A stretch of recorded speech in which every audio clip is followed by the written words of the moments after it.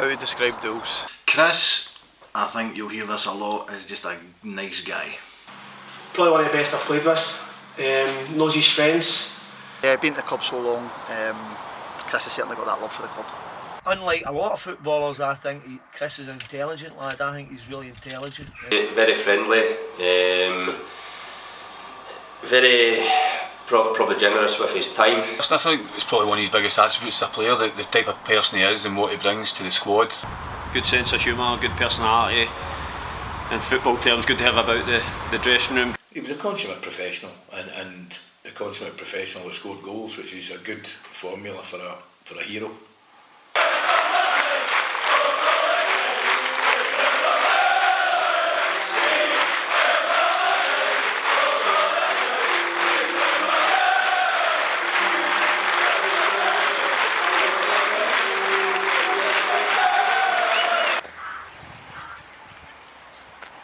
Kris Doolan started his career at Kello Rovers before moving to Auchinleck Talbot in 2007, and that's where our story begins.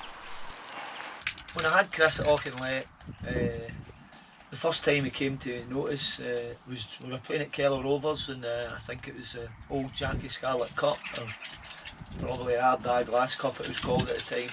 It was actually a summer's night, and we noticed Kris, he was playing the left side midfield for Kello Rovers that night. And he seen the ability I had and good appetite to work straight away. He noticed it in him. And I actually knew Kris before that for youth level. I always remembered him. He was much smaller then. He seemed to have took a sprout by that time. So after that match, I actually made my interest to Kello Rovers about him, to see if they'd be interested in letting him go. And lucky enough that turned out, and we managed to get Kris along here. Look, Kris came as I say, he came as a left midfield player, and when we really noticed is when we played him up front in a game, and then it really showed the timing of his runs, the touch, natural timing in the air he had as well. He was a good header of the ball right from an early age. It seemed to suit him. To me, he was much more effective playing through the middle. It gave him a bit more freedom to go and express himself. I was playing regular for Auchinleck, scored some goals for Talbot, and one of the scouts from here came, had been to 5 or 6 games to come and see me, and I think I'd scored in most of the games, and then they brought me in, came on trial here, played a couple of reserve games, and I was lucky enough, I got a couple of goals there as well, and I stayed on, done training with the squad, trained right through Christmas, and then in the January window I signed. Kris Doolan signed for Thistle on the 9th of January 2009 before making his debut the next day in a Scottish Cup tie away against Inverness Caledonian Thistle. Well, when I first signed Kris, I think he played 3 trial games. I remember at the time it was him, Erskine, and another boy that went on and played senior, a centre forward, can't remember who it was. And Dools, he scored 2 goals in his 3 games against decent opposition, and he was just he looked like natural football. He had great touch, and we obviously lacked physique at that point, but he had great touch on the ball, and he obviously could finish. So we didn't have a lot of money at the time at Partick Thistle, so I don't think his wages were huge. I can't even remember what it was, but I know it wasn't a lot. And he did enough for me to convince me to sign him. As soon as we seen him playing at centre forward, I think we all knew we weren't going to keep him long. And Ian McCall was the first to actually come in for him. We didn't really have much interest apart from that, which was quite surprising to me.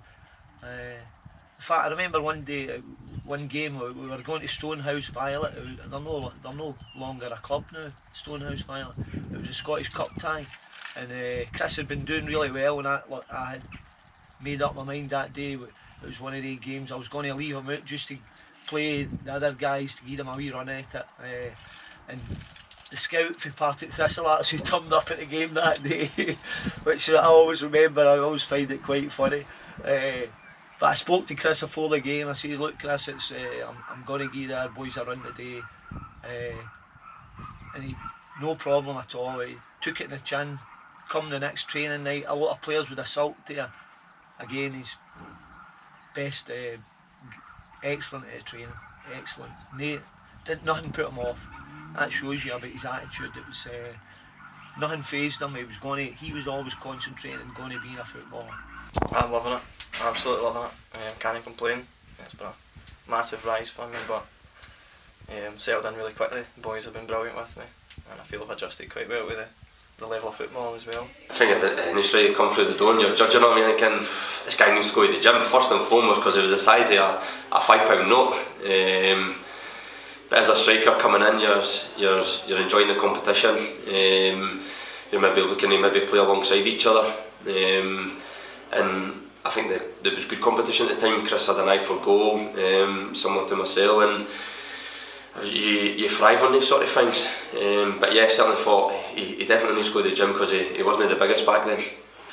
I think he had that willingness to learn. I think, when you look at where he comes from, coming from the juniors, he obviously was determined to make the most of the chance that he had. It was a little bit later in life. He would have been 21, 22 when he signed at Thistle, so he's worked hard, and going through junior football and working at the same time, and to then go full time at that stage in his career, he obviously knew the chance that he had and wanted to grasp that. So no, he was always willing to learn, always willing to take things on board, and I think he did learn from, like I said, guys like Marco and Simon Donnelly and good experienced professionals, and that rubbed off on him. And as I said, he was keen to show the ability he had, and he knew the chance that he had from the background that he come from. So he was eager to learn.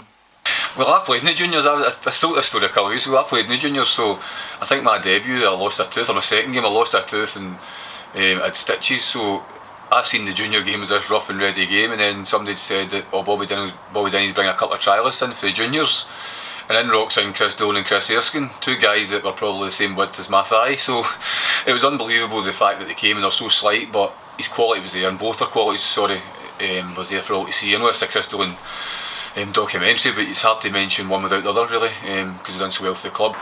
So when I came in, Dools had just come in a few months before me, I think. So he'd come in the January, I came in the summer. And from my point of view, so it was a big step for me going for the juniors football to what was the first division at the time. So I think having somebody like Dools who was there, who'd just made the step up a few months before and was doing well. I think he'd played a few games the season before and scored a few goals. So I think having somebody like that in the team that came from the same background as me was a bit of a confidence builder for me coming into the team. Hassle-free is the best way to describe him. He was always fit, always wanted to train, always wanted to work hard, never gave you any problems, was one that you knew when you came in the morning what you were going to get out of him. Nah, he was a joy. Simon Donnelly, been Celtic international player. Liam Buchanan scored a lot of goals as well, so I'm always learning. I think his patience in the beginning to earn his place in the team was very good. His knowledge of the game, his first touch, his eye for the goal. You could tell he had all the ingredients to be a top player. When he first came in, he just probably had to learn the game a little. I think he grew as time went on at Partick Thistle, but I think he's a very, very humble guy. You know that as soon as he came in the building. And he was willing to learn from the other professionals. I think he came to Thistle probably at a good time in terms of Ian had set up a dressing room with a few older pros in it that can manage the dressing room. Myself, Craig Hinchcliffe, Ian Maxwell, Simon Donnelly. There's always guys like that kind of try to do things in the right manner, in terms, because we didn't have a lot of great things at the club in terms of finance, but the way we went about and trained well and prepared for games, I think Kris took that on board, and he was a guy that was willing to learn. I think he's done that throughout his whole career, and that's how he's had such a long, successful career. And I think he came in the hard way. I mean, he was working away. I think he worked at Kilmarnock, and I think he did another job as well, and he played in junior football. I was a community football coach at Kilmarnock Football Club, so I've packed that in just now. Would you say it was a bit of a risk, or was it a no-brainer? No, it was a no-brainer. Everybody wants to play football if you get the chance. Even my boss at Kilmarnock, he was a football player. He said just go and concentrate on your football. You can always come back to the coaching. You live in the dream, you would say. So I would definitely, so I'll just put my head down, work hard, my football, and see where it takes me. Look, he had a great appetite. He wanted to be a footballer. It was noticeable. Even the senior players noticed it about Kris. He just had a good appetite to work. Football was his thing. turned up at training, didn't matter what you asked him to do. And you don't always get that nowadays, certainly. Sometimes it's a bit harder work nowadays, but Kris had an appetite. You ask him to do anything, he was one of the guys that did it to the best of his ability. He looked a good player at training, just as he did on the pitch. Well, he always, I mean, there's a real parallel between him and Erskine. I know it's about duels, but they were very hungry. You know, they came from working backgrounds, and they were very hungry to succeed and very hungry to learn. Yeah, I think that's what probably linked us together, was that we had similar backgrounds. So I remember when I first came into the club, coming from part-time to full-time training, and I remember within the first couple of weeks thinking, this is a lot, the training's a lot harder than I expected to be, and I said to Dools about it, and he said he'd felt the same when he first came in, and basically I'd get used to it, and that's what happened, obviously. So yeah, I think that's what kind of maybe brought a bit of friendship in the two of us for an early stage. You can't beat the feeling of scoring your first sort of senior goal. I always knew I'd get the chances. I'd make chances to score. It's just a case, can I take it as quickly as I can I get in the team, and can I score quickly to get the supporters behind me a wee bit. Lucky enough I got that chance and I managed to put it in the net, so hopefully that gets me off to a good start. I can kick on and get some more.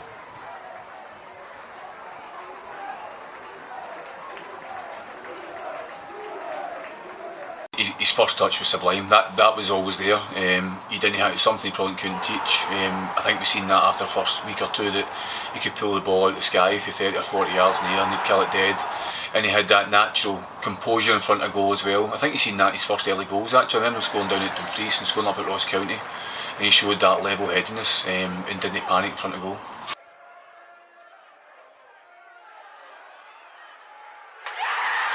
After 5 goals in his first season as a Jag, he had a quiet start to his second season and was sent out on loan to gain some experience. Put him out to Clyde actually on loan, and I think that endeared him with Thistle fans even more, because I don't think he scored a goal for Clyde. So, but I think that helped his development, and he came back and was ready to go in and try and get a place in the first team. I remember seeing him sent out for his own good. And it no doubt it helped him. I don't think he scored a goal there. I remember bumping into David Farrell. I think David Farrell was assistant manager at the time, and Cowboy was the manager, and he said, didn't score a goal for us. But he came back and we reaped the rewards of that. That can be sometimes the end of a player at a club. You see players going out on loan and they never really recover from it, but I think that shows Dools' character, that he went there, came back and then kicked on and scored as many goals as he did. So I think again for young players that's something to look at, and that Dools took that loan spell and turned it into a positive. I always think for younger players that's very good for development. We did that with Stuart Bannigan down to Ayr, who had a terrific season there. So I think he went there, I think he did well, I think he played well, just couldn't, one of these things, couldn't find the net, and he came back. I think he knew he was good enough then.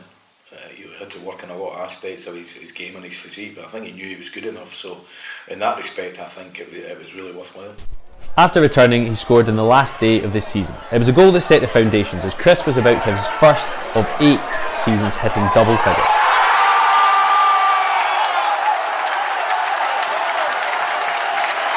I think you know that he had the raw talent. To fair to Kris, he go and work to his game. If you see pictures of him now until then, and you see how he's developed physically as well, he'd always work at how well his finishing was. That was one thing he never took for granted. You see guys in training that go through 1-on-1 and they'll maybe just have a laugh or knock the ball at the goalkeeper, but Kris always done his work on the training pitch. Whether it was in a drill or whether it was a training match, he always took it serious in front of goal. I think over the years he's probably just honed his skills and developed his game. He knows where to be in the box, as I mentioned before. I think when you know if you put the ball into an area and he's going to be on the end of it, and that comes for obviously years of watching the game and playing the game. He knows where to be in the box. He's a great finisher, and I think he links the play very well as well, not just in the box, but kind of coming for deeper in the pitch for guys like myself. Back in the day, he was good to play 1-2s with and to get us up the pitch as well. One of those guys you would look at in training, you would talk to other players and other clubs, and somebody would say, what's Kris Doolan like? And you'd actually sit back and go, well, do you know what? I wouldn't say he was quick, I wouldn't say he was slow, but I wouldn't say he was quick. He's not strong, he's not physically going to throw you about or give you a battle that way. He's not great in the air, he's not particularly skillful, but he'll finish. And if when you're playing against a striker and you know that that's his main attribute, then you've got problems. You'd rather play against guys that can do everything else but might miss the chances, but Dools was always one that would stick it away. It's great to have a player so dependable that you can depend on to have those goals during the season. You know he'll come good, even if he's going through sort of sticky spells. You know he's going to get 10 minimum for the season, which is always a great thing to do. So yeah, it's great to have a player like that. You're sort of in the wings waiting to know that you can depend on him. Their job was just basically get the ball to Dools in the box and let him do his thing. Probably the best box striker I've played with. The movement was brilliant. 9 times out of 10 he'd take his chance and it would win you the game, and so many points over the years he's won us when I was here. And it makes your job easy when you know if you find him in the box he's got to take it. Season 2012-2013 was a season no one would forget. I think it was the style of football we played. We blew teams away at the early part of the season, really exciting stuff. And you had that sort of feeling that after 5 or 6 games when we won the first few that there was something special going on here. And we were a real sort of close group. We were all friends, still all speak to each other to this day. And you've seen in Dools' testimonial that we're all so very close. So I think that being close, and we were all decent players as well, and we sort of gelled together at the right time. And we had a lot to prove. A lot of boys came from different clubs, sort of let go for Motherwell's, Hearts, Hibs, teams like that, and had a point to prove. And we certainly done that. I think with that team that won the championship, we had a good bond in the changing room. We had fun all the time as well. But when we went to work, we knew it was serious stuff. And we always wanted to win, and we always believed we could win games. And it just comes with trusting each other. And as I said, like that team bond. Sure, we had good players, but we all just seemed to kind of gel together. And I think we all knew, if you ask any of the other boys, we all knew kind of early on in the season that we had something special going on, and we all kind of felt early doors that we were going to be challengers for the league. And we never, even as the season went on, and I think we were a good few games behind and points behind Morton at the time, I don't think there was ever any panic and ever any worry that we weren't going to be up there challenging for it. So it's hard to say what was so good about them, the team that year, but I think when everybody looks back at it, it's probably one of your favourite teams that you'll play in throughout your whole career. We just seemed to have a bit of everything. We had good attacking full-backs, a guy that could score goals up front, good attacking midfielders, good defence. It just all seemed to come together really well that year.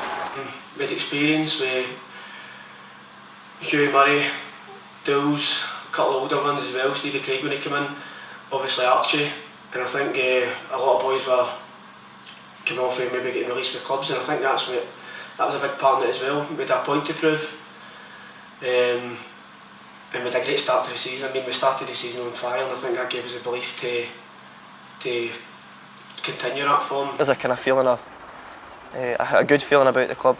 Every day we've got, on the playing side of stuff, we've got some really good players who are looking to push on and make a push for the Premier League. So we're just hoping that everybody gets behind us now.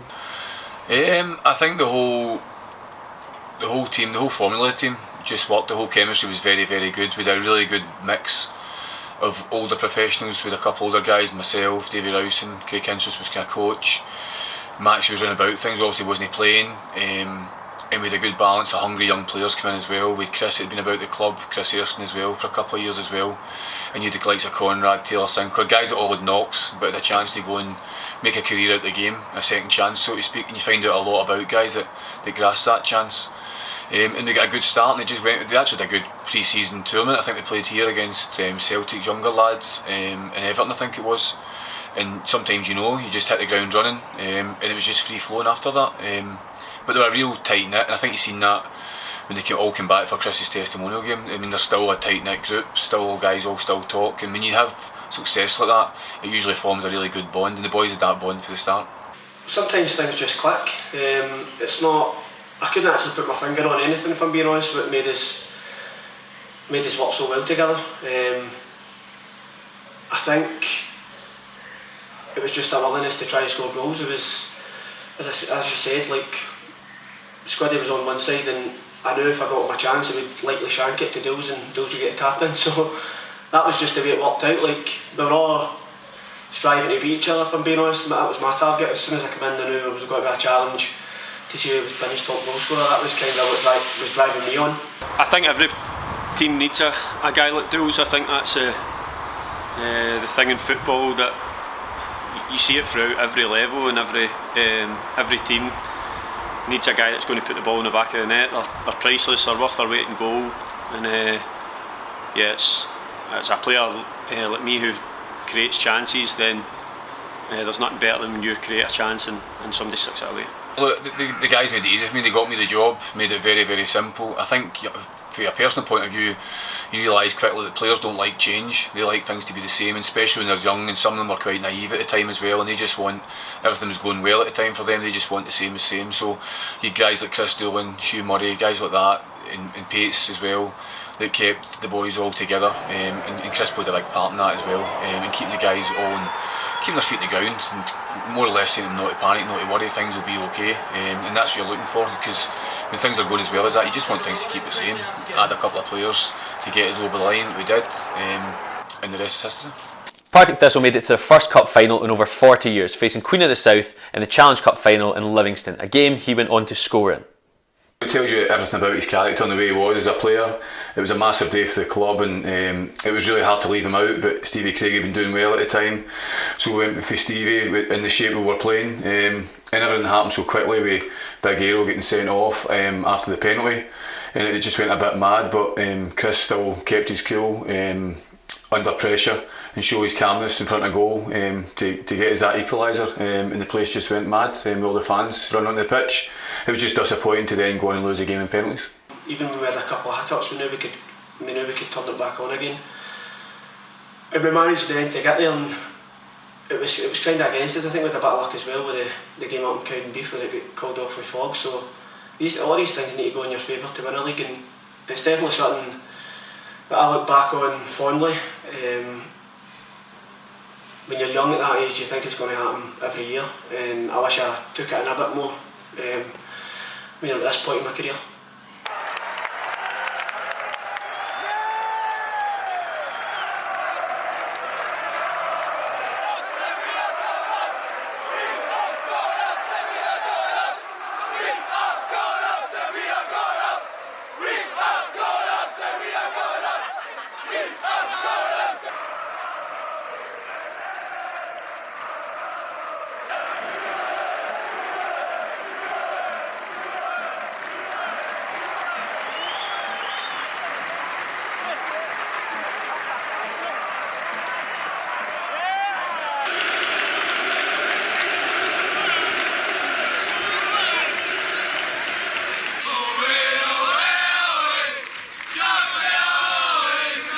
The club took the step up to the Premiership as Kris Doolan completed his rise from the juniors to the top league in Scotland. Again, I think it was a bit, we had a point to prove. A lot of the players were doubted in the younger years and came through together. I think the important thing that we done when we went up to the Premiership was we kept the core team the same. We saw that for the first game of the season against Dundee United, where I think every player in the starting 11 hadn't played a game in the Premiership, so we had a point to prove together. We had good players that could make the step up, so it certainly wasn't easy, but we enjoyed it together. I think your first season in the Premier League is always the biggest one, because I think obviously you're not used to playing such good teams week in, week out, and I think everyone expects you to go straight back down. So I think that first year, if you can survive it and you can stay in the league, then you can build something. So that was massive that year. I think everybody kind of expected us to go straight back down. Nobody really gave us a chance, but obviously I was only here for the second part of the season, but the team had done so well to get themselves in the position to stay in the league, and then I think we stayed up at Tynecastle. I think that was a game where we secured our status in the league, and it was a brilliant night. You never ever get in a huff, and some players see a new player come in at the start of the season, they think, oh no, that's mad years. But I think Kris understood what he was, the type of penalty box striker that Kris was. The game was probably changing at the time when everybody was playing one up front. It was a big physical striker. We didn't have legs running about him. And for certain games, we needed Kris to not be playing, or we needed him to be playing, and he'd always play his part. But he realised that when he brought a striker in, that he'd know that whatever striker or what player we brought in would bring a different element to the team. And I think whatever striker we did bring in, they all effectively made Kris better, because he would always up his game, and he knew, and he self-belief. He had a good self-belief, and he wasn't over arrogant or confident. You get guys that like that, but he had confidence in his own ability, and he knew that he would always score. Given the chances, he would go and score, and I think that was which made him such a hero here. I think it's, as a goalkeeper playing against him, you always need to be on the ball, because if he gets a chance, he's 9 times out of 10 going to hit the target, so you need to always be alert for him to get a chance. And as I say, he's scored a few into me over the last couple of years, and I know more than most.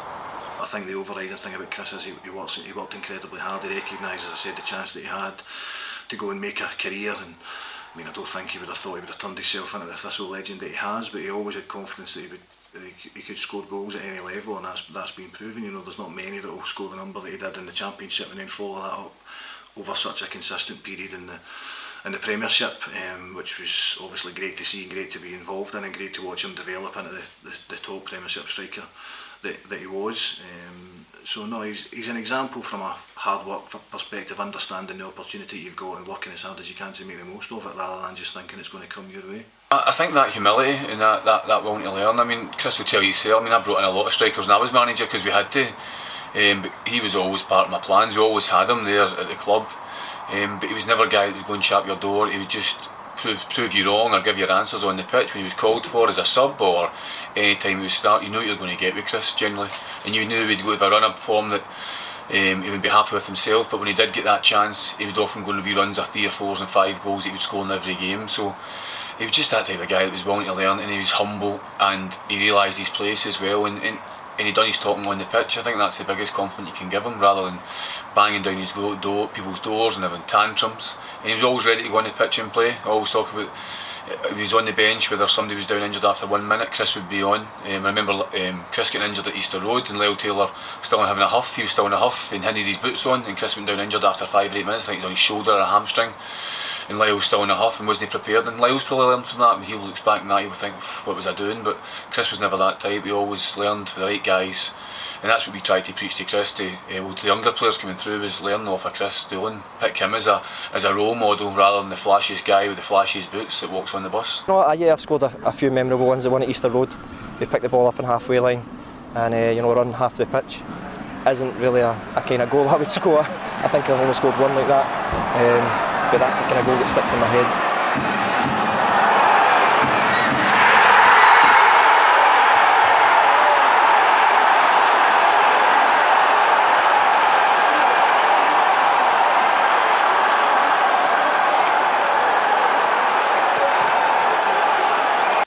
It's hard work, and it's his ability to score goals. It's the hardest part of the game.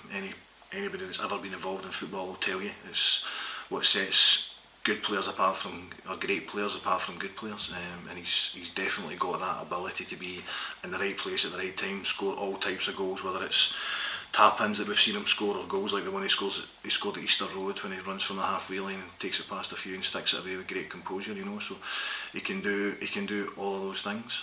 Kris scored his first professional hat-trick as he scored 4 in a special night against Hamilton at Firhill. It's probably one of the most enjoyable games, if I'm being honest. It was freezing and we completely blew them away. It was a great team performance, but as I've said, that's just Dools. We have a good performance, but unless he's here to put the ball in the back of the net, it doesn't matter. It was finished not in each, so it was a great game to be involved in. I'm glad I played a part in it. Nobody remembers the assist, but so I kind of take that away from anyway. The finishes were brilliant. I actually didn't try and pick him out. There was one I tried to cross for Ryan Stevenson, and Dools being Dools, the ball just went straight to him. He took a great touch, turned the defender and put it in, but I can't take the credit for that. I've tried to pick out Steve-O and he's nicked it off him. Comes straight back at Hamilton, lawless, onto Doolan, turns, oh, it's magical from Kris Doolan! Great invention from the striker, who completes his hat-trick. Well, this was a superb goal. Lawless's touch was brilliant, and Doolan down the right hand side whips in the cross. Doolan! Oh, it's a fourth! It's 2 in 2 minutes, and they just can't keep this man out tonight.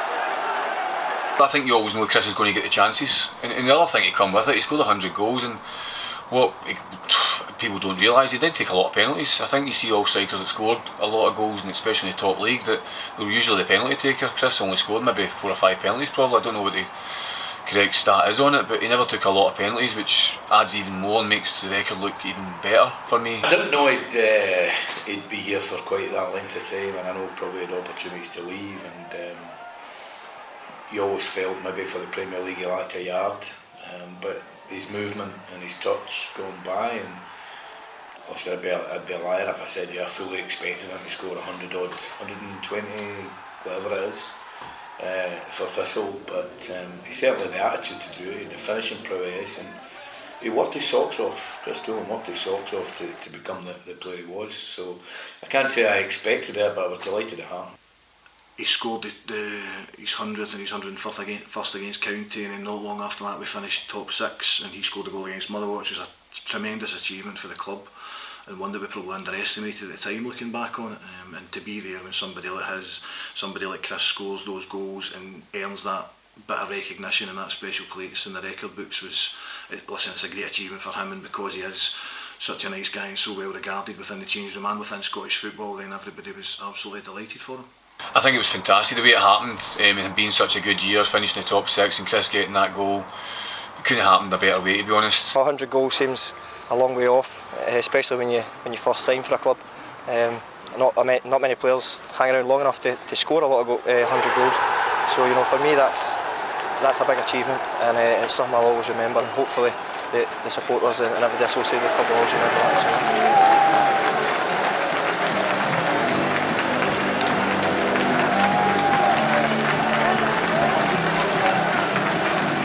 Have written that. If I was going to make the story up, that's exactly the way I would have written it.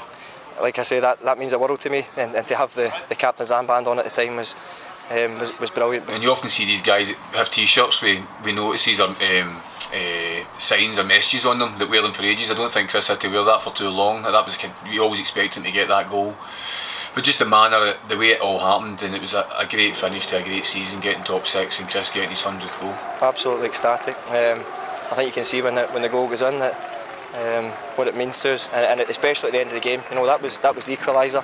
We couldn't go too mad because we might have lost the game, but we've went on, we've won the game. So I think you see at the end just what it means to everybody, not just personally for myself, but to make that top 6 position.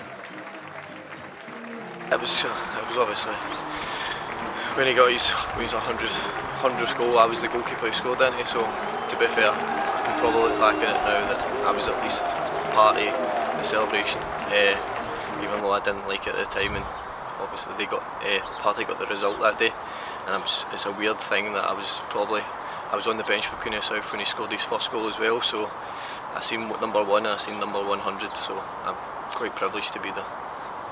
I think for any player to score 100 goals for any club is incredible. Obviously I don't think nowadays a lot of players stick about long enough to score 100 goals. To get top 6 was incredible.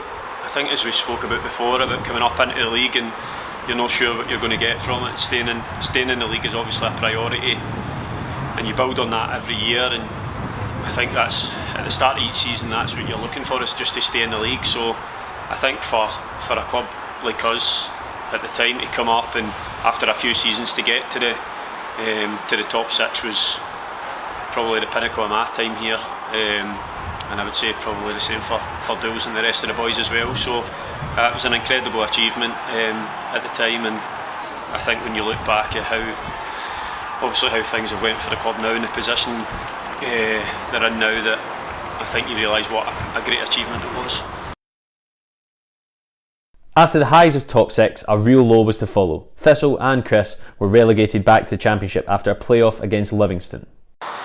It was horrible. Relegation obviously hit it's hard, but probably the time that me and Dools had been here, I think it probably hit us the hardest. So I remember speaking to Art. I spoke to Dools probably right away the next day after it, and I think the two of us, just like about everybody else, had an option just to leave the club and go elsewhere, and we both, when I spoke to him on the phone, we both said, no, we're staying, we're definitely staying, and try and help the club back to the Premier League and to help Archie, who was the manager at the time as well. So and then I think we both phoned Archie the next day after that and just made him aware that we were definitely staying. So it was a hard time for everybody at the club, for all the people round about, players and all the staff round about. So it was horrible, but I know it didn't work out. But my main thing, and speaking to Dools as well, his main thing was to try and help the club get back to where we were before. Comes back to Doolan, he shoots, he scores! He's got his first goal of the season, and he will feel over the moon about that, having just missed with a chance seconds previous. He will be the most relieved man at Firhill. Something's happened. What's going on here? I don't think this is counting for some reason. So that the goal score was one of the weirdest things I've ever seen in football.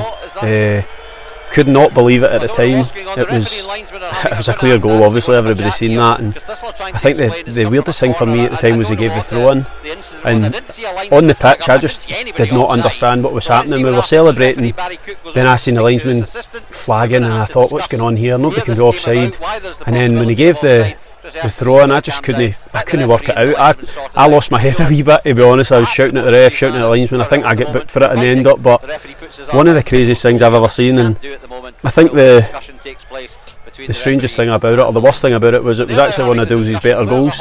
Usually his goals are for a yard or 2 yards, so to score one for 16 or 15 or whatever was brilliant for Dools. So I think that was kind of the worst bit about it for him. From Doolan's shot, blocking the goalkeeper. Everybody's round the referee, and it is throw. What's he given? What on earth is he given?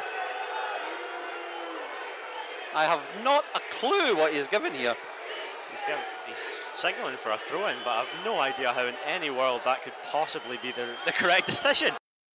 In 2019, Kris was granted a testimonial from the club and became the first player still playing to be inducted into the Partick Thistle Hall of Fame. Yeah, I think it's been so special. Sort of the connection between the player and fans is such a big thing.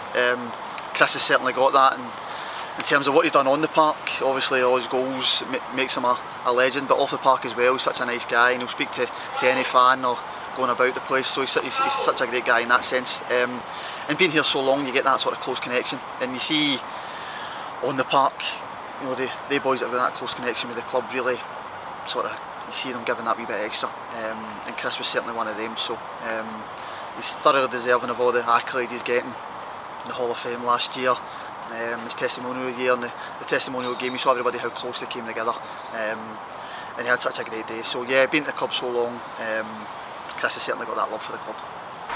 I think getting inducted into the Hall of Fame is probably the biggest thing that has happened to him at the club, I would say anyway, because it's something that nobody will ever take away from him now. He's written into the club's history books, and to be the only player to be inducted while he was still playing as well is an incredible achievement. So I was delighted for him, obviously, when I heard that he was going in, and as I said, an incredible achievement that will live with him forever. I've been at the club for 10 years. I've seen the club go highs and lows, and I can assure you the club has to get back to where it was, and slowly but surely we'll get there.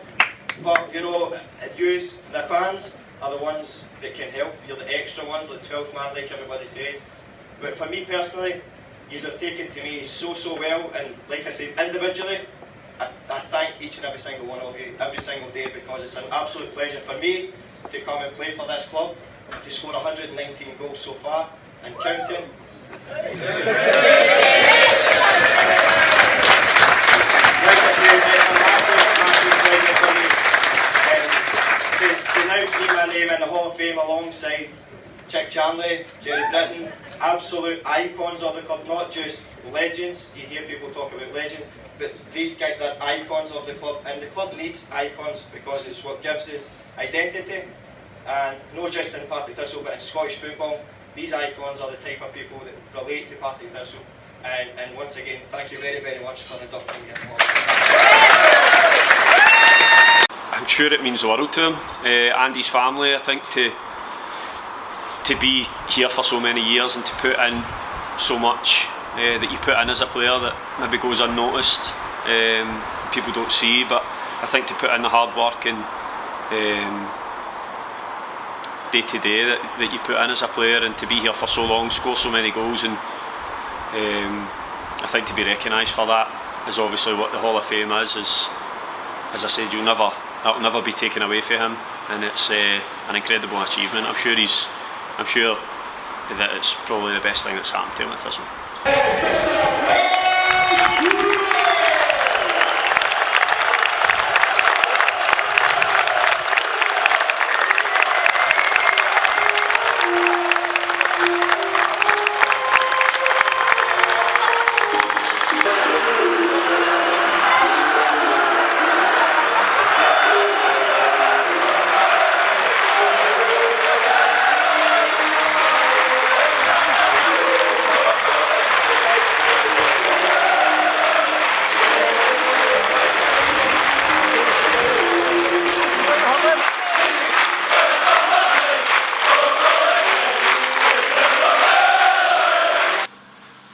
I think sometimes you just find the perfect fit. I'm sure Dools wouldn't mind me saying this, that he's had chances to leave over the years. Sometimes you just feel at home somewhere, and if you're scoring goals and doing well, I don't really see what more. He's that type of man. I don't think it would take something outrageous for him to move, especially when he was scoring goals, and that's all he loves doing. I know that controversially was like go from our club, and who knows, he might be back at some point. I think there's a lot more to Kris Doolan than scoring goals. I think his movement and in particular his touch, he's as good as there is in terms of bringing the ball out there and linking the game. He's obviously a really great influence in and around Firhill. But there's more. I always feel there's a lot more to Kris Doolan than just scoring goals. You see him getting balls played in him that he's got no right to bring down, and I'm sure all the fans, if they listen to this, will know exactly what I'm talking about. He brings it down and brings people into play. So he had all these attributes, and also he had the ability to find a little bit of space in the box, hence the amount of goals he scored. The timing of his runs, he gets into areas where he's going to hurt teams. I think that's it. His brain is he's got an excellent football brain, I think, and ability to match it, and I think that's what makes him a bit special. I probably wouldn't think he'd go on to have such a successful career at one club. I think it takes a special player to do so. I think he had it, but it's a hard ask to stay at one club for such a long period of time, and I think it's credit to him the loyalty he showed Partick Thistle over the years, the hard work he's put in, and the goals he scored. It's no fluke that a striker scores so many goals, and he deserves every credit he gets. He's clinical, and even though people talk about his goals and stuff as well, he's a hard worker. He always puts a shift in for the team. He's never sulks if he never plays. He's always part of the squad. He understands that, and he knows football's a team game. I think Dools is a great role model for young kids. I think especially the way he came into the professional game, having gone through the juniors. I think it shows that there's a pathway there, whether you're in a youth team at the professional level, or you're playing junior football, you're playing amateur level.